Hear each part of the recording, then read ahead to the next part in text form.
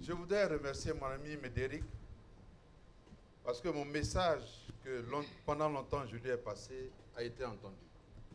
Je tenais à venir parler à nos amis français et européens. Parce que de temps à autre, nous avons l'impression que les réalités de l'Afrique commencent à leur échapper. C'est pourquoi j'ai tenu à venir spécialement avec mes frères africains pour vous parler. Comment? Retenez une chose. Dans 20, 30 ans, l'Afrique et la Chine auront à elles seules plus de la moitié de la population de la planète. Donc, un grand marché de consommateurs. L'Afrique est pour vous un partenaire naturel. Naturel. La France, pour nous, est un partenaire consubstantiel. Je ne dis pas naturel, je dis consubstantiel. C'est-à-dire qu'on est ensemble depuis l'origine. C'est pourquoi il est bien que nous vous parlions, de manière à ce que nous nous entendions. La Côte d'Ivoire a 322 000 km², 22 millions d'habitants. Deuxième port de l'Atlantique à transbordement après Durban en Afrique du Sud, avec 22 millions de tonnes par an, le port d'Abidjan. L'aéroport d'Abidjan a plus de 1,5 million de passagers maintenant par an, parce que les fréquences de Air France ont augmenté. On est maintenant à 7 fréquences par... on a 11 par semaine. Bientôt, la A380 va atterrir à Abidjan. Toutes les grandes compagnies vont à Abidjan. C'est un signe. Quand toutes les compagnies vont dans un pays, c'est un signe. Amis français, voici les signes. La Côte d'Ivoire est debout. Que veut le président Alassane Ouattara? 1. Que la Côte d'Ivoire devienne un pays émergent en l'an 2020. Mais devenir pays émergent exige le respect de certains paramètres. D'abord, l'indice de développement humain. Aujourd'hui, avec les crises stupides que nous avons connues, l'indice était inférieur à 0,5. Des pays sérieux comme le Canada, comme la France, comme les États-Unis sont à plus de 0,8, 0,9. Le président Ouattara a dit qu'en l'an 2020, il faut que nous soyons pays émergents. Donc retenons pays émergents. Sur cette base, nous allons alors améliorer notre indice de développement humain. C'est-à-dire quoi? C'est-à-dire que l'espérance de vie doit augmenter. Par conséquent, les conditions de vie des populations doivent changer. Deuxièmement, les hôpitaux doivent être en grand nombre. Troisièmement, la formation universitaire doit être de pointe. Quatrièmement, le taux d'alphabétisation doit dépasser les 70, 80, 90%. Et cinquièmement, on doit amener les Ivoiriens à se tourner vers l'extérieur. Voici les conditions du président Alassane Ouattara. C'est sur cette base que tous nos projets sont conçus pour améliorer l'indice de développement humain en Côte d'Ivoire et faire de ce pays un pays émergent. Mais pour le faire, quels sont les instruments qu'il a mis en place? Le Premier ministre Ahoussou Jano tout à l'heure a parlé d'une cellule spécialisée rattachée à la primature qui ne s'occupe que du partenariat public-privé et qui a tous les mécanismes en laboratoire et toutes les potentialités en laboratoire. Donc si vous cherchez le partenariat public-privé avec la Côte d'Ivoire, vous vous adressez à ces structures et vous aurez les instruments institutionnels mis à votre disposition. Premier élément. Deuxième élément, la Côte d'Ivoire a élaboré un catalogue de projets PND qui comprend des infrastructures de très haut niveau. Vous pouvez en disposer. De sorte que, si dans le secteur qui vous concerne, vous êtes intéressé, vous vous adressez à cette structure de la primature, au ministère concerné, on vous donne les instruments de votre réflexion. Troisièmement, et ce qui est le plus important, quelle que soit la liste de projets que nous allons vous présenter, parce qu'il y a un lot de projets, la réalité que vous devez noter, amis français, c'est que les potentialités de partenariat public-privé sont beaucoup plus importantes que ce qui est écrit dans les livres. Ce qui est écrit dans les livres n'est rien par rapport aux réalités. Est-ce que vous savez que le sous-sol ivoirien est d'une insolence insoutenable par la richesse? Cependant, le président Houphouët-Sage, à l'époque, a dit « La meilleure façon de partager les richesses, c'est de faire l'agriculture, parce qu'avec l'agriculture, le paysan a accès direct à ses revenus. » D'où le café, le cacao, l'ananas, le béa, le palmier à huile, le coton, les bananes, tous les grands, l'igname, tous les grands produits agricoles, la Côte d'Ivoire, l'anacarde. La Côte d'Ivoire est premier en Afrique, premier dans le monde en ce qui concerne le cacao. Même si les Ghanéens nous voient de temps en temps 350 000 tonnes, ce n'est pas grave. On va les dépasser. On sera toujours devant. Donc, c'est pour vous dire qu'il a privilégié le développement individuel par la distribution individuelle de richesses. Mais tout le sous-sol est là. Tout le sous-sol est intact. Amis français, mais qu'est-ce que vous attendez? Qu'est-ce que vous attendez?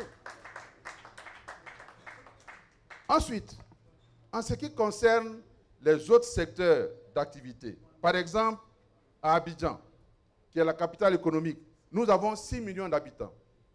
Dans les 6 millions d'habitants, il y a 33% au moins qui est d'origine étrangère. Cela veut dire que c'est un bon pays. Parce qu'on ne va pas là où ça ne va pas. On a eu des années de guerre, de palaces stupides. Bon, nos amis africains nous ont aidés, on a réglé. On est sorti de là. Le taux l'indice de sécurité est descendu en dessous de 1,5. Donc les Nations Unies sont très contents. Nous aussi, on est contents. Mais ça veut dire que le champ est libre pour l'économie. Vous voyez? D'ailleurs, en début 2014, il y aura un grand forum Investir en Côte d'Ivoire qui a lieu à Abidjan. Pas en février, à Abidjan. Donc, je lance déjà un appel à nos amis français et européens. Venez en grand nombre à Abidjan. Mais avant cela, en tant que gouverneur d'Abidjan, nous avons reçu, vice-gouverneur, plus de 3-4 délégations françaises. On les a reçus et ceux qui étaient avec nous, peuvent vous apporter le témoignage que c'est du sérieux. On n'a pas envie de plaisanter avec l'avenir de notre pays, pas du tout. Mais dans la vie, il faut connaître ses forces et ses faiblesses. Nous, on a des potentialités. C'est ça notre force. Notre faiblesse, c'est le financement. Mais c'est vous qui avez le financement.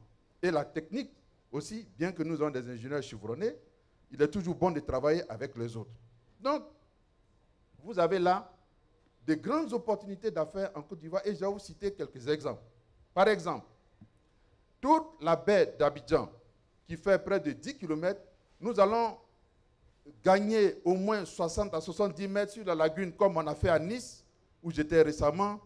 J'ai été fait citoyen d'honneur de Nice et j'en suis très heureux. Merci français d'avoir fait ça. Donc, on gagne 60 ou 70 mètres sur la lagune, sur au moins 10 km, cela représente 80 hectares de terrain de très haut niveau. C'est le cœur d'Abidjan. Et là, on ne vend pas les terrains à des coûts exorbitants. Ce sera certainement sous forme de bail amphithéotique. Vous pouvez construire de beaux hôtels, de belles résidences, des marinas, des bateaux-mouches, et faire de cet endroit un endroit de rêve. Je cherche des investisseurs français, je n'ai pas encore trouvé. Je vous le dis aujourd'hui, mais si demain vous apprenez que j'ai trouvé un Israélien ou un Chinois, ne dites pas que je ne vous ai pas dit. Donc au moins, on est au courant, tous. Deuxième grand projet, un hôpital multifonction.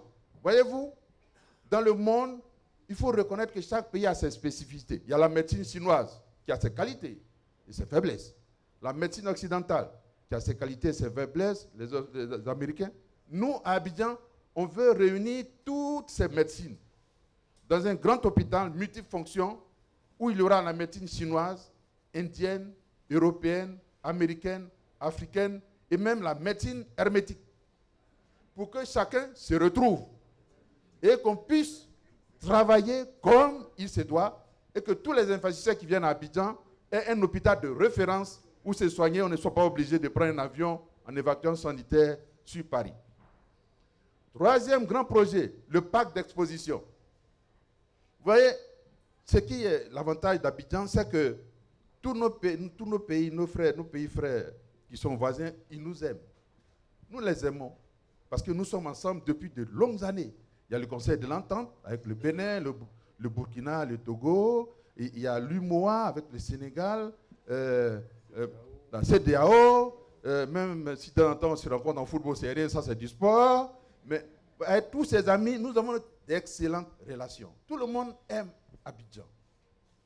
Mais justement, les grandes industries qui veulent se faire connaître de la sous-région doivent venir à Abidjan pour faire des expositions. Donc on a prévu de créer un grand parc d'exposition. On a un terrain de 50 hectares déjà disponible qu'on peut mettre à la disposition des partenaires avec lesquels nous allons travailler. On a même fini les plans d'architectes. Il reste simplement le financement. Mais venez en 3P, en 3 PPP, on finit tout ça en un clin d'œil. On a fini. Et de sorte à ce que cela soit profitable à toute la population. Nous avons une infrastructure qui me tient à cœur et le Premier ministre le sait, la grande boucle, ce qu'on appelle la rocade d'Abidjan, qui fait près de 80 km, qui part au nord, à l'ouest, à 20 km à l'ouest d'Abidjan, et qui se termine directement à l'aéroport d'Abidjan. 80 km, une autoroute de 5 fois, 2 fois 5 voies, avec au milieu les tramways, le TGV, les sites propres autobus. Le terre-plein central sera réservé à cela. Mais tout le long de cette autoroute, nous allons faire la ceinture verte d'Abidjan, c'est-à-dire l'agriculture périurbaine. Parce qu'il faut nourrir la population. Il ne faudra pas nécessairement que la population soit nourrie à partir de l'interland. Il faut que la proximité de la ville puisse nourrir la population. Il y a même un bureau d'études français qui m'a écrit pour être intéressé de faire cette étude avec nous, mais depuis lors, je ne l'ai plus revu. Médéric, il faut me le trouver. Pour que nous puissions faire cette étude et que le long de cette autoroute, on réalise l'agriculture périurbaine. Le long de cette autoroute, nous allons mettre de grandes universités, des logements, des zones franches. Nous allons mettre des théâtres, nous allons mettre des centres culturels, nous allons mettre des musées et faire d'Abidjan véritablement la ville où l'homme n'est pas dissous par la grandeur de la ville, mais l'homme est respecté par la grandeur de la ville. C'est ça ce que nous voulons avec cette grande voie. Nous avons encore bien d'autres projets que je pouvais citer. Par exemple, au plan national, l'autoroute Abidjan-Lagos, Abidjan-Ouaga, Abidjan-Morovia, Abidjan-Bamako, des grandes voies de communication où nous serons obligés de changer notre système métrique de chemin de fer, qui est un peu dépassé. Mais en France, le chemin de fer, c'est le bijou de la France. Vous voyez, donc les Français sont très forts en chemin de fer. Il faut venir avec nous. Nous allons travailler sur ces questions. Voyez-vous? Bon, par conséquent, il y a une panoplie de projets. D'ailleurs, après cet exposé, nous vous invitons au pavillon Côte d'Ivoire, Abidjan. Nous allons vous donner toute la liste des projets d'Abidjan et vous allez faire votre choix. Je voudrais terminer en insistant sur 2 choses. Premièrement, au niveau du district d'Abidjan, nous avons créé une direction spéciale des grands projets. C'est-à-dire que si un investisseur vient au district d'Abidjan et qui me contacte, comme je suis souvent à des réunions politiques et stratégiques, il y a mes vice-gouverneurs qui sont là. Ils vont mobiliser immédiatement une équipe d'ingénieurs, d'architectes et de sociologues pour prendre en charge les projets et vous aider à trouver le bon partenaire, ou bien si nous devons le faire ensemble, on le fait ensemble. Premier élément. Deuxième élément que je voudrais dire, c'est que le président de la République, le président Alassane Ouattara, nous a donné des échéances. 2020, pays émergent. À partir de là, nous avons décliné nos plans d'action. C'est pourquoi j'ai tenu à venir vous parler en tant qu'ami de la France. Si vous vous mobilisez, on gagnera tous. Comme le dirait gagnant-gagnant ou win-win, mais je suis plutôt francophile, donc je dis gagnant-gagnant. Si certains traînent, bon, on serait obligé d'aller vers d'autres partenaires, mais ne dites pas après qu'on a oublié la France. Je le dis du fond de mon cœur parce que quand nous étions en difficulté, c'est la France qui nous a aidés à sortir de la difficulté. Il faut avoir de la mémoire. Et les Ivoiriens ont de la mémoire. Je vous remercie.